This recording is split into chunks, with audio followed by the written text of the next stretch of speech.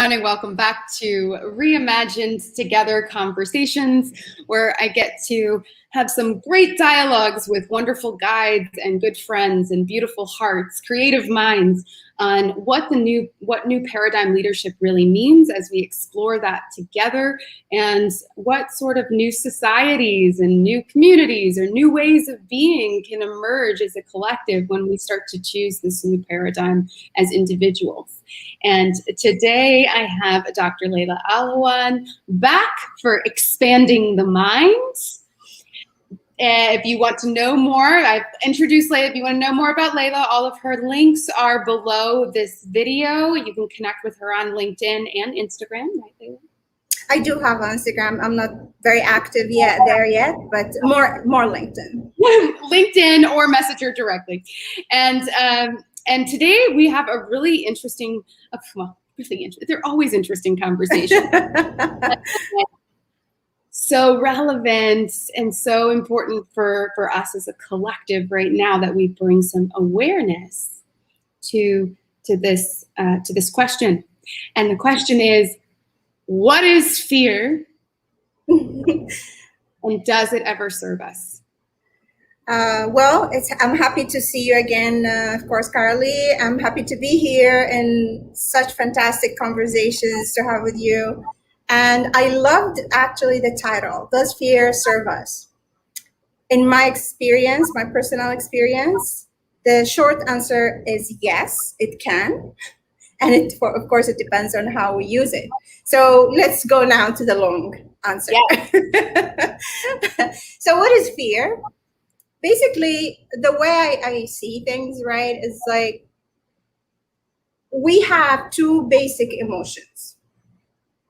That's different than the feelings we feel, right? It's like the emotions are the basic, which from there arise the feelings that we name. The emotions are the love, which is safety, fear, which is there is no safety, it's danger, right? So basically, I want to go back a little bit to what I said last time in our conversation about the different parts of the brain. And for the people who did not watch it, I hope they will go and watch it in more if they want more details. And for those who did watch, just to recap. So for the brain, the first thing we have when we are babies is the baby brain, which I call baby brain. And that is where our emotions of love and fear grow with us and are the basis, right? It's like they are instinctual. And our bodies as children, like antenna to everything around us, is this permissive to my survival or dangerous for me, right? So fear is a very important thing, or a very important instinct and an emotion that we have that is supposed to serve us to survive. So then if we are afraid, we see danger, we either run away from it, we fight it, or we freeze if that's a possibility for us to avoid the danger, right? Now, as we grow, of course, the emotions, as we are babies, we don't think, we just feel, right? We just have these emotions and perceive the things around us. And from these, we are getting more and more programmed, and that's where our computer brain, or which I call computer brain and logic, is making these programs. Oh, that instant there, or that feeling, this type of look, or that situation, these are good, these are bad, these are I need to avoid, these are dangerous, right? Including mama is not happy as a feeling we went when we were children, or mama doesn't love me if I don't do this, or I say that, or I don't please her, right? Or daddy's like not home, so maybe he doesn't like me, or and, right? It's like a lot of these things we perceive as kids, and or the world is dangerous because mama is always looking out for me, you know, or protecting me from everything out, so I cannot trust anything out, right? So it's like so many different things depending on our environment, it makes us now become afraid, because as I mentioned before, we are not now trying to survive this jungle. So the fear, the instinct, moved from the actual fear or the actual danger of the jungle to a more perceived danger of the so-called jungle of the world right now. Mm-hmm. Mm-hmm. Does that make sense? Mm-hmm. Yes. So I'm just going to repeat. So we have real fear is kind of more of our animal instinct. It is always thinking about safety. Absolutely. Real fear is telling us, are we safe or are we not? And the question is our physical environment, safe for us? Physically safe for us? So that would be, can I sleep in safety? Exactly. Eat? Can I feed myself? Exactly. And can I be in connection? Exactly. And then can I thrive too, right? It's like there are the bases. I can eat and can sleep. I can, like, it's all safe. And then make connections, have the love, feel the worth, feel the more safety net, right? Belonging. And then can I thrive? Yes. Okay. So that's typically, so as we move into perceived fear, perceived fear is a story that we're telling around safety then. So, okay. So perceived fear is basically, it's a story that built in with us through the programming that we've learned throughout our life. And the thing is that just because it's in our head doesn't make it less real, right?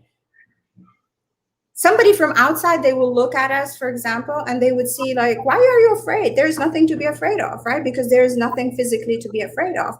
But for us, there is that instant or that situation that reminded us in a microsecond, and we are starting to get afraid. How do we feel, right, when we get afraid? We start, for example, sweating. The blood gushes. We feel like our heart is beating too fast. We are not comfortable, right? It's like, I do feel that. For example, sometimes I was raised to not to speak up, for example. If somebody said anything to me, whether it's hurtful or anything, I'm not supposed to speak up. Like, it's not polite, and especially with older people, I should listen. And they are doing this for my sake and all of that. So, and if I speak up, of course, there are repercussions. It could be like I could be beaten. I could be any number of things. So even though I'm aware of these things, I've learned, that I had them. Now, when I'm dealing with someone is saying something that I don't like, I know I can speak. I know I'm not in danger, but as I am speaking, or even I'm writing an email answering them, saying my opinion and that I don't like what they said, I feel like, oh my God, my heart is beating. I have cold sweat. It's part of who I am or how I grew up. It's part of my programming. So, and that's where awareness is really, really important. So the fact that I have that programming makes it real for me. I know that in this position, in this situation, it's not going to hurt me, but my head and my reaction, my body reaction, the automatic reaction is different than the aware reaction. So that's where I need to be the adult, which I call the aware brain is the adult in the room. monitoring the baby, trying to calm it down. The baby is so scared, trying to do what I need to do, decide, make a decision with the computer and do it and do the action, right? Even if it's against what the baby thinks. Hmm. Hmm. So another thing says we're talking about bringing awareness to fear. So it's less fear has a role to play. Fear can help us because there are situations. Absolutely. It's like, and somebody can say, well, don't be fearful of whatever. Pick your poison these days. Yes. And what we'll often speak of, especially in the thriving world and new paradigm, is that we don't, because what you're speaking to also is that the energy of fear is a very real instinct, and it's telling us something. We need to understand what it's telling us. Absolutely. Absolutely. And that's the awareness part where awareness plays its role. Is it's the adult that then looks at the fear and looks, is the child really in danger? Yes. Yes. Yes. Is this perceived fear? Mm-hmm.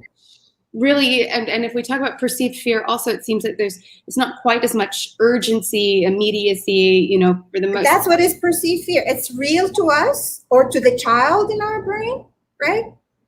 But there is no real danger around us, for example, as adults, right? Compared to a child, for example, maybe if I spoke about being beaten, but now I'm far away. If I speak to someone, they are not going to beat me. I know that. And if they do, I'm going to go to the police or something, right? So it's like, it's not allowed. So there is the difference here. Is there a real immediate physical emotion? Like there could be emotional danger, of course, and psychological danger. And these are another parts that we need to be aware of, right? Mm-hmm. Mm-hmm. Definitely. But I love, and I think it's it's so that we forget the simple. Well, it's not simple. It is very simple, but it's not at the same time.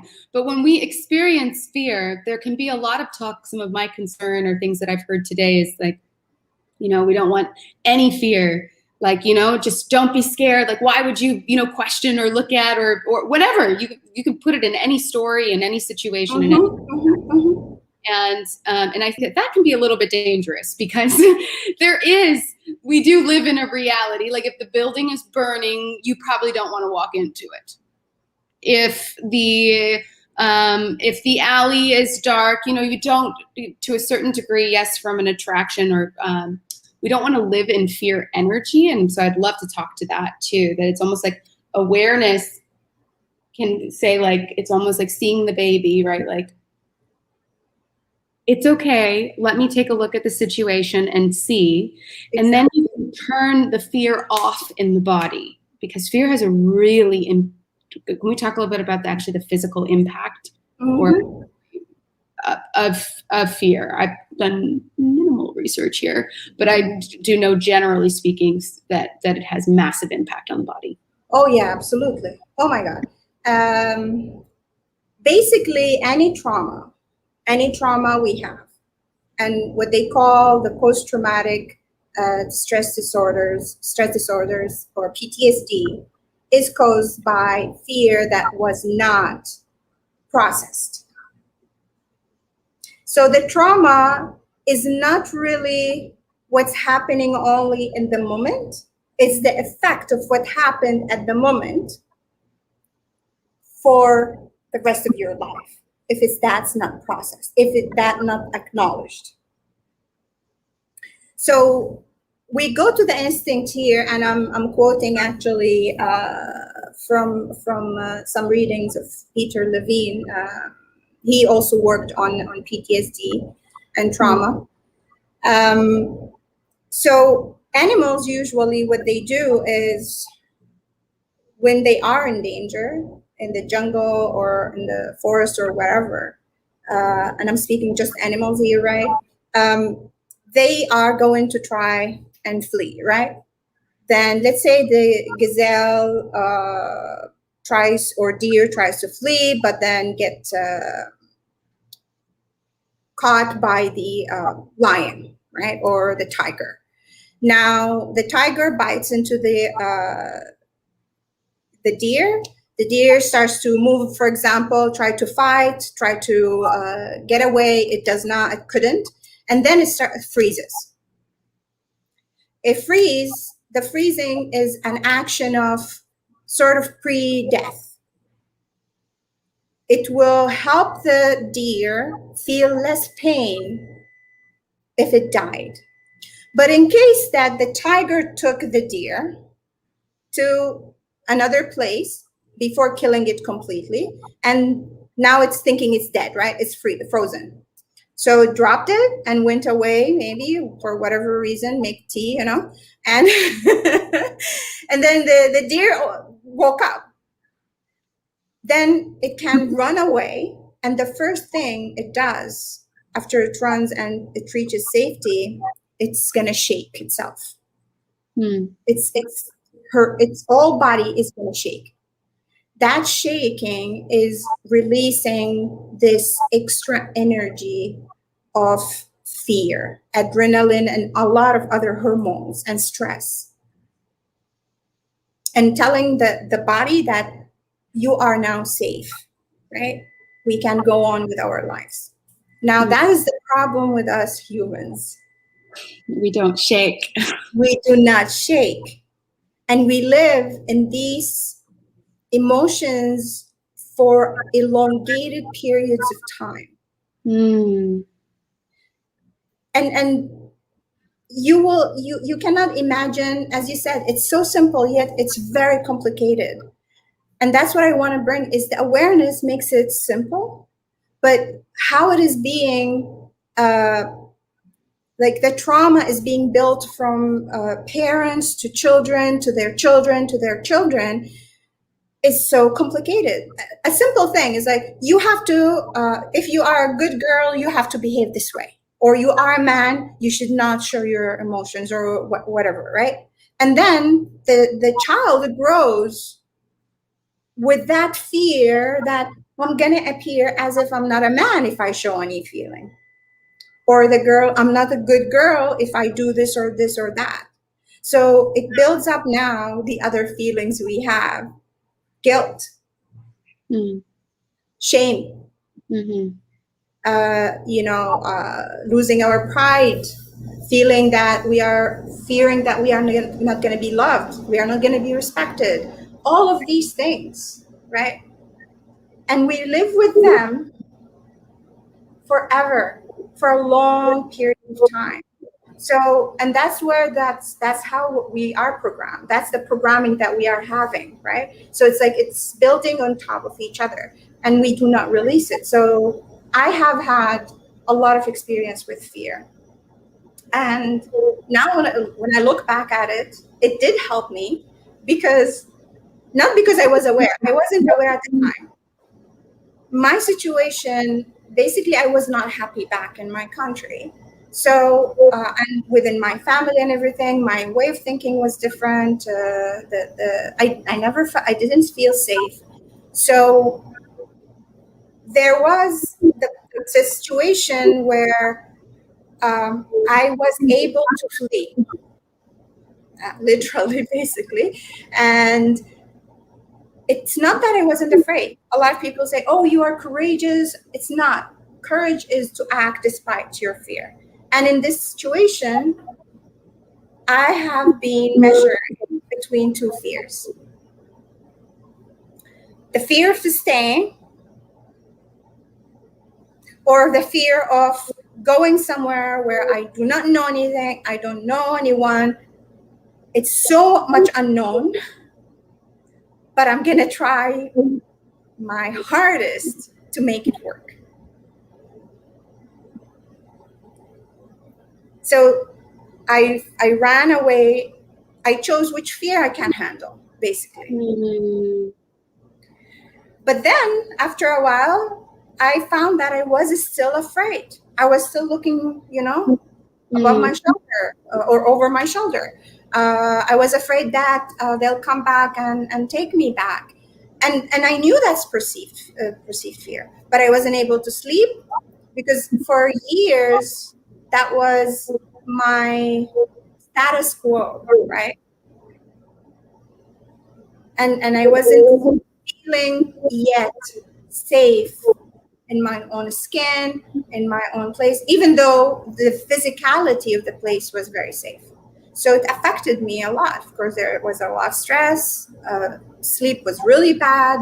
Like, I would prefer not to sleep because I would sleep. I wake up more tired than when I slept. And it's like what I was doing when I was sleeping, you know? It's like I was running marathons. Yeah. And until I became aware of my fear, aware of that child, and accepting it, and it's now part of me. It's not my whole system, and that what awareness makes it. It's like it sort of remove it from itself, from yourself. Like if you are not aware of it, it's as if it's wearing all over you. But once you are aware of it, you think of it, it's that child, then it's a part of you. It's its own entity. You feel, you love it. You feel like, okay, I'm going to protect you. I love you. I'm going to protect you. You are safe with me. It's okay to feel afraid. So we need, that's why I'm against saying, oh, it's all in your head and dismissing it. Like, yeah, it's in your head, but it's real. So we need to respect that fear and acknowledge that, yes, we are afraid for whatever reason we have. What we are going to do with it now as adults. Exactly. So what do I choose to do now at this point? Yeah. And so if we get back to that, you know, that original question then of how does fear serve us? Does fear ever serve us? So, of course, now depending on the situation. So, yes, fear serves us, but in situations where it can make us freeze forever, the way we are, when we are not aware of it. So you see, it's like depending on how you react. I was afraid. I wanted to run away from that fear to something else, right? Some other people, and a lot of people, a lot of women in Saudi Arabia, I would say, they are in a similar situation, probably even worse, but their fear of the unknown makes them freeze and stay where they are. So that's one thing, right? It's like, how do you react to that fear? For me, I felt it served me. It gave me another chance in life. It's not easy, but I am facing it. Some other people, they face sort of the easy way. It's like, okay, this fear I know, it's a lot easier for me to deal with it. And that's my life. So just give up, right? It's like, I'll deal with that rather than go and face something else and I may fail. So maybe their fear of failure is worse, right? So it's really a balance. And that's where awareness is like, now you are aware that your fear is perceived, maybe, but then it's not one fear. It's very complicated. Yeah. So it's like, which fear you are now going to deal with first, or what is that you can do that will help you move forward with your life, be happier, serve yourself without hurting other people as much as possible, of course, right? All these things, like it's a lot of questions. That's why it's like we need to be aware, just like adults with the child and the computer. It's like, okay, what am I dealing here? It's like child afraid of failure, afraid of not being loved, afraid of it's because it's all not safe. It's like all lead to no worth, no love, no safety. And I think that, yeah, as we look at, I'm interested. It's interesting these days, I find, because we're having more and more conversations too around this ability to discern between real fear and perceived fear. And and our ability to do it for ourselves is already so challenged and has been for a very long time. And at a societal level, when we start to look at storytelling, and when people are trying to use, so fear tactics are a very real thing, because similar to what you've described, you were very brave and courageous to leave your circumstances. But if somebody is more scared of the situation that they're in, if to a certain degree that situation means that there's more safety, some part of them, even in the abuse, even in the control, it doesn't matter, because it's scarier to think what would happen if Exactly. or you can't imagine it. You can't imagine another alternative. Exactly. And that is very perceived fear, because they are really afraid of something they don't know. Things could change completely and get much better, right? But they have to face something they don't know, and that's the scariest part for them. But that's sort of the scariest is the perceived fear for them, not the real fear that they are living in. Right. Well, and I think, yeah. So if we look at how fear serves us, then largely. So if I haven't published it yet, but I've been working on like a 7 deadly gifts. Because it's it's my relationship with religion, which is like but how I love to talk about why these feelings, these impulses, these emotional impulses are actually beautiful gifts that help us to understand that we have to rework within ourselves. Exactly. You're feeling, whatever. It's like, great, good. Look at it then. Don't get mad at it. That's it. Exactly that. That's it. That's what it means to be aware of it. What it means to accept it and respect it. To let it be and deal with it. Not to hush it or shush it or kill it or bury it or whatever. It's just, or ignore it. No.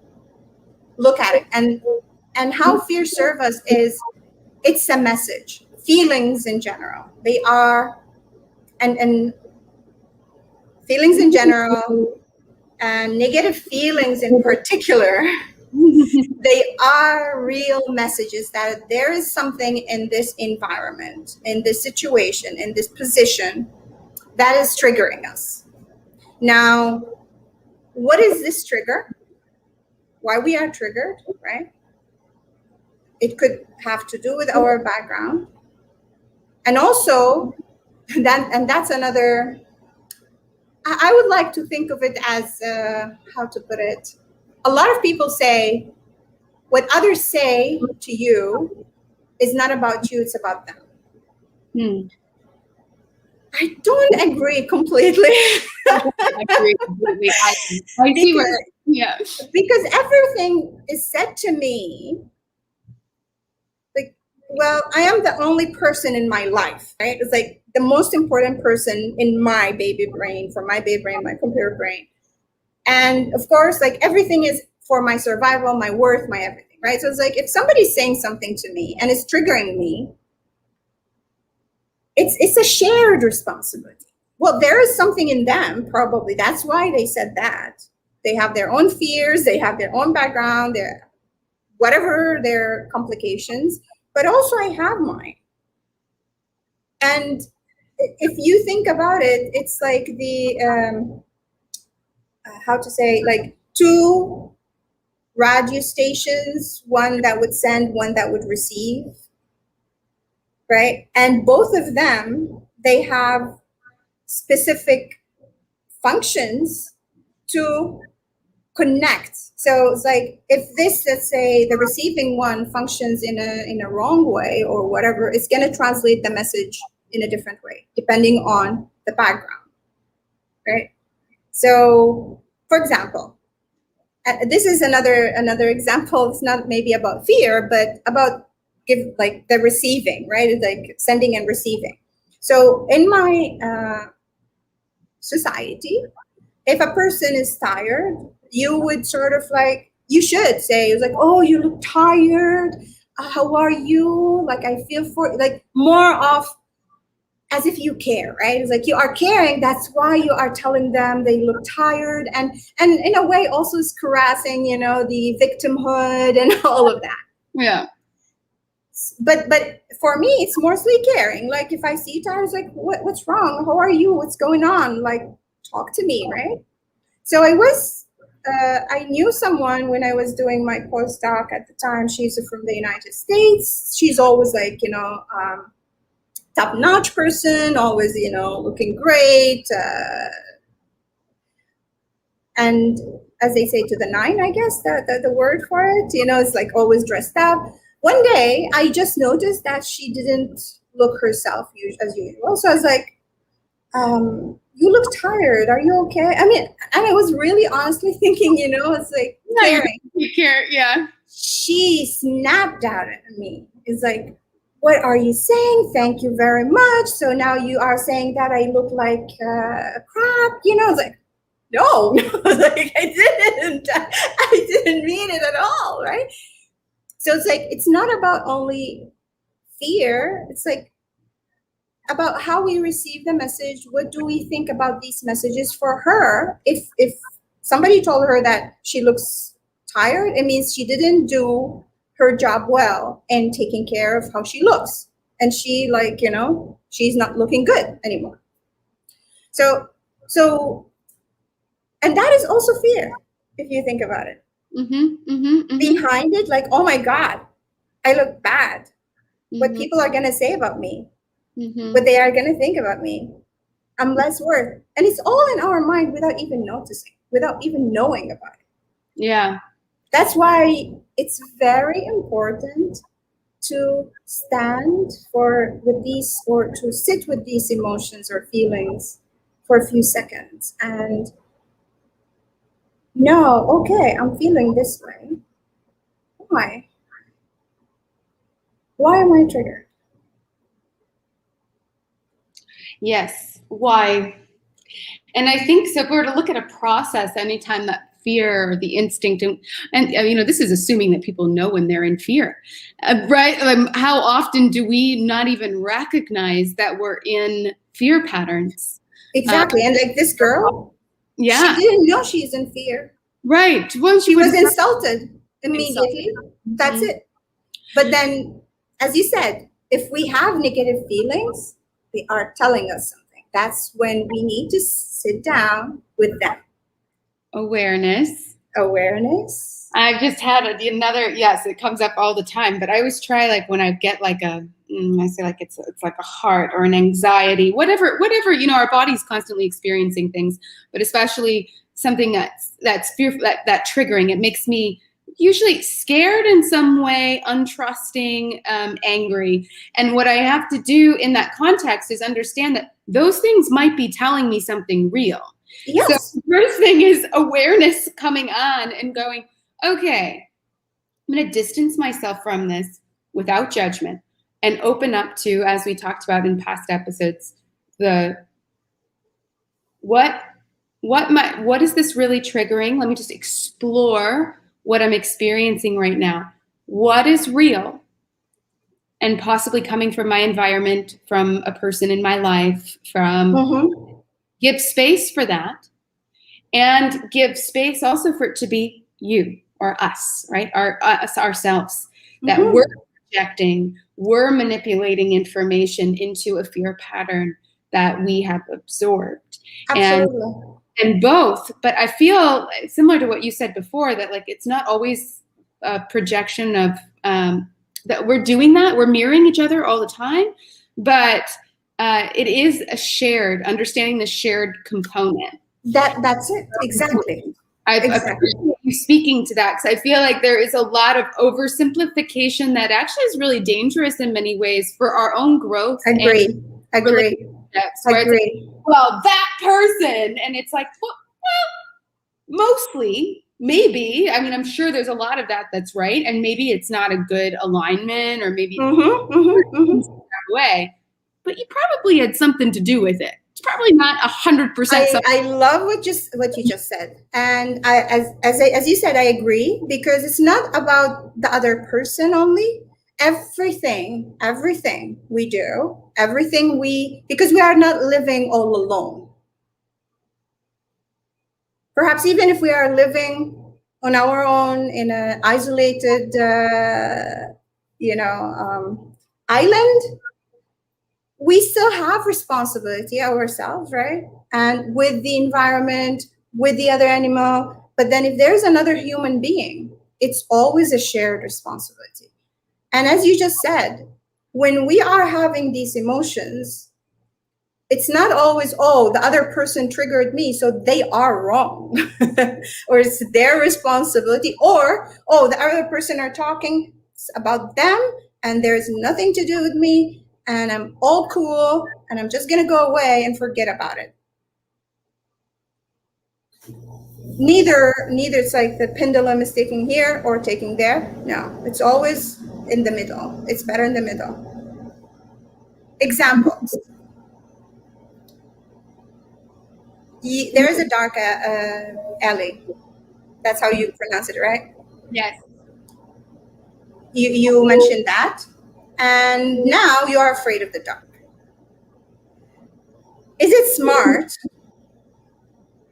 for example, for a girl or a guy?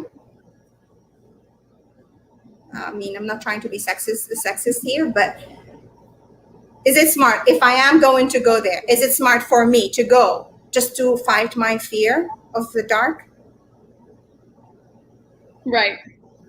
I don't think so. At least in my position, I was like, no, I'd rather not, right? I was like, I do not need to test my courage in such situation and then maybe put myself in a real danger. Another example is family members, people you know, people you may have loved, relationships, and they have their own problems. They may not be aware of many things they are doing or saying or having. They are projecting, they are denying.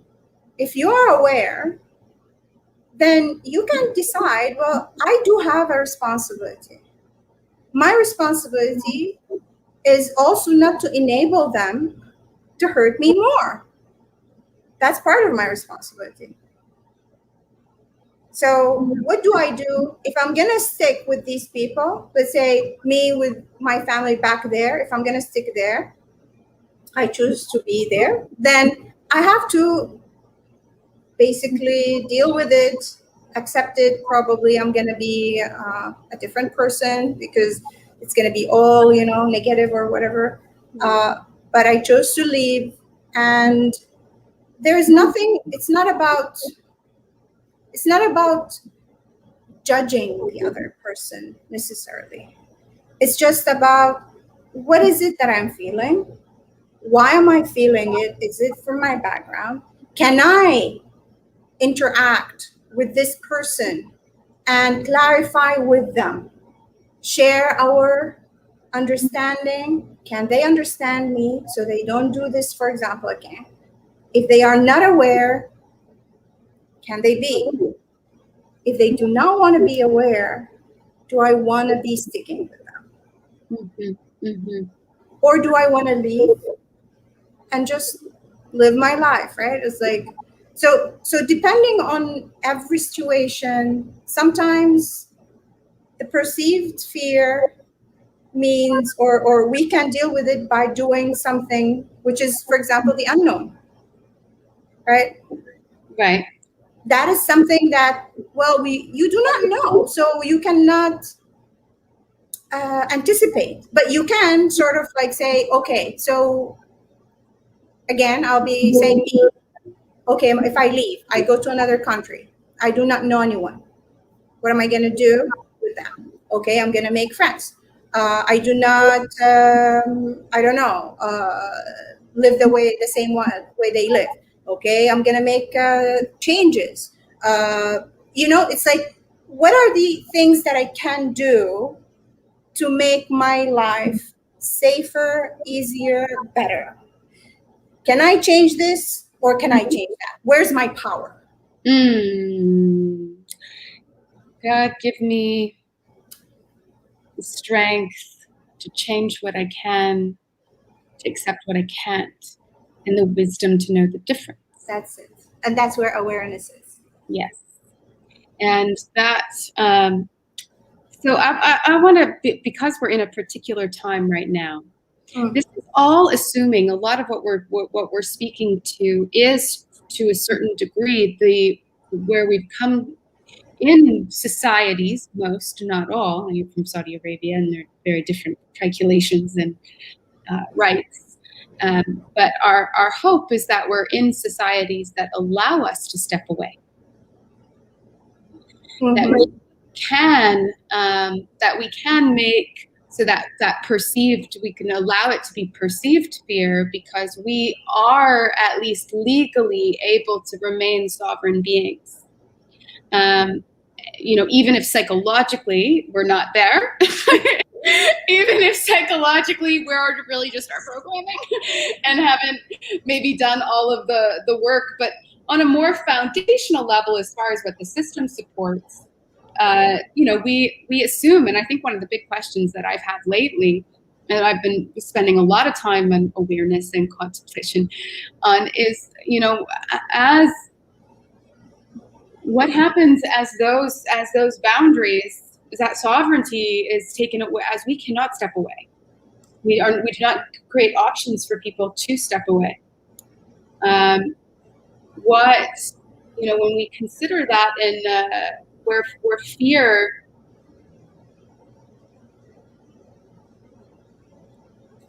role, or the importance of us going into a thriving paradigm, I think that's where I'm going, is as we come into a thriving paradigm, or if we want to be in thriving paradigms. For me, what's been on my mind a lot is, I don't know how we can do that, how we can have that, if from a systems perspective, we do not allow for sovereignty and for people to step away. Yeah, so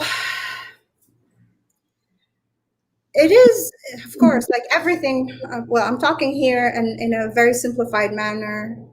Again, that could be dangerous, and I'm trying to give as many examples, but most of the examples I know about myself. So I'm sorry for that if I'm talking about myself too much. No, it's not. But it's very relevant for us as people too, to know. And we talk about the wisdom to know the difference, what we can change, what we can't. Oftentimes we confuse the two. And what Go ahead, Nana, please. No, it's just when it comes to systems, as we start to go more into what we can't change, and we can always accept, we'll always be okay. Humans are adaptable. We can be good in just about any kind of. So that's what I was going to say. It's not about just acceptance. So, okay. So you see, I have been experiencing many things lately, and awareness, it doesn't always make things easier. No, it does not. Actually, sometimes, honestly, ignorance is a bliss, as they say, right? It's like, you are ignorant, you go, you hurt everybody, you just don't care, you say things, you do things, just, automatically. I don't think I want to go back to that life or being that. But being aware does not make things any simpler or easier or less hurtful. Mm-mm. The only thing is, sometimes, especially when your situation, you cannot control it. For example, the outside situation. What can we control? We can control our way of dealing with it, our way of living through it. So we have a saying in Arabic, and I used to think about it before, and now it's like, it really, I know the true meaning of it. And to translate it simply is, if you are not patient, sort of by your choice, you are going to be patient forcefully, meaning that reality and life will happen. Yes. Take the COVID, for example. Yes. Right? The COVID was a perfect time where if you're not patient by choice and allowing and trying to live with it and maneuver, you are going to be forcefully in the same situation, basically, right? It's like you're not going to be patient. Basically, you're going to be forced to wait for the things to end. So it's like your emotional experience, the that's reality. it. That's it. So it's like when we started the COVID and we were all sitting down at home and we are all quarantined, those who were not happy, not accepting, they suffered more, right? Emotionally, psychologically. They went out, riots, even with guns and I don't know what. They fought, oh, we have to have our freedom, we have to come out, and I don't know what, and this is so. And the people, I myself, I was like, I live alone. I was for a long time, I was depressed. I used to take medication and for depression and all of that. So this period really showed me how much growth I had, especially with the awareness. I was calm. Yes, I had times when I was a little bit stressed and all of that.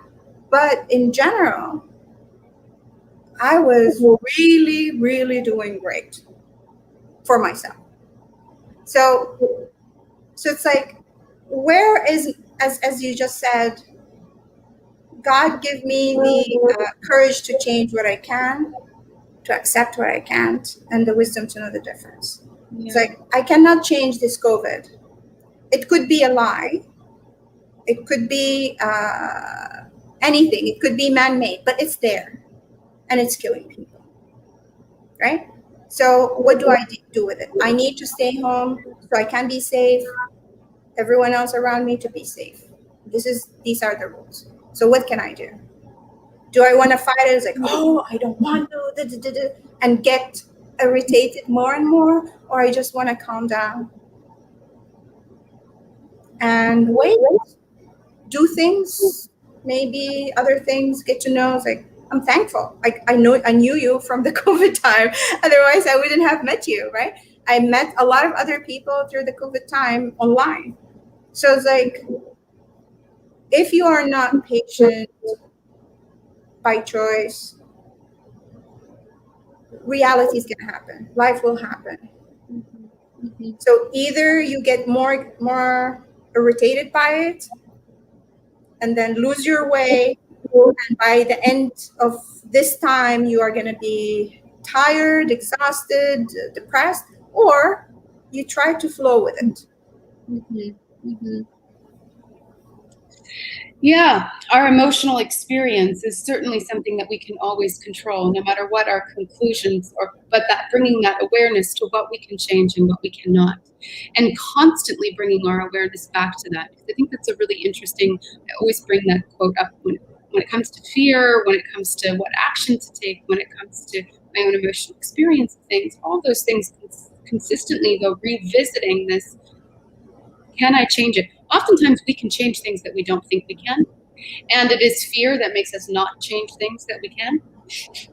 Well, that's another thing, right? That's why you need to have the wisdom to know the wisdom when you can change too. Like, that's very important. If like changing it now may not be possible, but right. If you are irritated, if you are caught up in being negative, you will not be ready when the time for change comes to grasp that time, that opportunity. And I remember I was working with a client of mine who has a lot of awareness, but let's put it the sort of too much in a way where thinking about possibilities, the bad possibilities, right? or seeing the trajectory of where human will go. And looking at things, honestly, like a lot of us can say, is like, oh my God, where is the humanity going? You know? But then it wasn't helping him. Like he wasn't able to sleep. He wasn't able to focus on what he needs to do. He has a family and he's just thinking about how I can make people aware, how I can, I don't know, help this, how I can, and holding everything, but doing nothing for himself or others. So in such case, it's like, okay, it's just you are getting afraid of things that may happen because you are seeing sort of the trajectory of things, but then would your fear or now trying to force information on people so then they would wake up, would it really help? Yeah. Well, and I like to think of it too from that is when we can kind of become destabilized in our awareness and in seeing. And instead of, it always comes back to what that creative action is that we can take, that's in the right direction, that's in love. So any trajectory, and we can bring awareness, whatever stories, you know, I mean, trajectories are very real across the board. You know, we can see that in individual lives and collective histories. And so, but we can do that and recognize that we're all just doing the best that we can.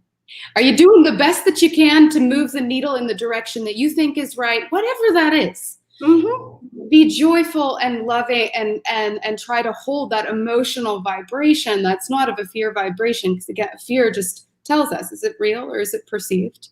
What is, you know, how am I going to work out? How am I going to bring my awareness to understand this better for today? Because God knows it's the next day. Exactly. And then take the most, I call it love-based actions, like your action to go on your own. You chose the unknown, but it was love. It was a desire for something that could be better. The opportunity, the possibility of something better is what drove you more. Exactly. Here. Although for my family, they had it perceived that I hurt them, right? Okay. Because I went into a different direction. And as you said, it's like, we need, because if we are going to be afraid, that's when fear is not serving us, is when we are afraid and we are just frozen or sucked into this cycle of fear, negative, and going back or nowhere. And that's where awareness comes. Is it doesn't mean, sometimes you may need to freeze. Mm-hmm. So you may need to accept the situation. That doesn't mean you are not going to spring to action when time comes.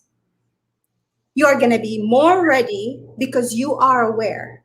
And awareness doesn't stop at that moment, because we need to always think about the possibility and see what's going on in our life, what's going on in reality, adjust ourselves, right? And then, like driving, maybe in the highway, right? It's like you need to adjust yourself. You need to adjust your speed. Your car, somebody's passing you. You need to pass someone. You need to cross. So it's like you are in this reality. You need to deal with it to be as safe as possible for you and everyone else, and to spring to action when needed. Yes.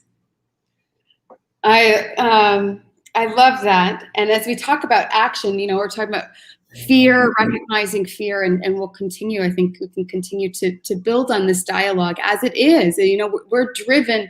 Fear is important. I agree with you completely. I do think it very much serves us. It always has. But it's what we do with it and how we understand it. Absolutely. And we release it from our bodies as well. Because being in a state of fear, perpetual fear, is not ever a good thing. Mm-hmm. But recognizing it, what is it? It's telling you things. It usually is telling you things, and that's okay, and that's a good thing that we can use. And I would love, as we talk about, you know, the awareness is the creating space. Mm-hmm. Exactly. Yeah. Breathe and see things. See, like, oh, this is beautiful. This is, I don't know, ugly. This is Yeah. stable. This is moving. It's not judging. It's just, this is what it is. And This is what it is. And how am I going to deal with it? How am I going to move around it? How am I going to yes. use it? How am I going to help it? And I would love for us to look at in the next, as we talk about the kind of the two driving energies of fear and love. You know, if we're bringing, you know, it is seeing, bringing awareness to fear and our fearful patterns, real fear, perceived fear, all of it. And also on the love side, and we could go into, because how often we won't, but I'm so interested also in sometimes when we think things are love, but it's actually fear. Oh, yes. Oh, yes. A lot of things we think of are actually fear. That's why I say emotions and feelings. I mean, there's the love, the emotion, and the love feeling, which is a lot of time based on fear. Yes. So I would love to chit chat a little bit about so if we can next time maybe bring some awareness to the, you know, the opposites, the opposite spectrum of emotions that we start to play with, and maybe we can, there are many, so maybe we can break it down. Yeah, we could dig into them, you know. Great. Well, I will go ahead and wrap up for today, Laila. Thank you. Is there anything else, kind of a final thing just on fear that you want to say though before closing? I think we've said good stuff. The most thing I would say is like it's simple, yet with awareness, what we need to do is to use our awareness to know when fear is coming, what is it telling us? We always have responsibility, no matter what.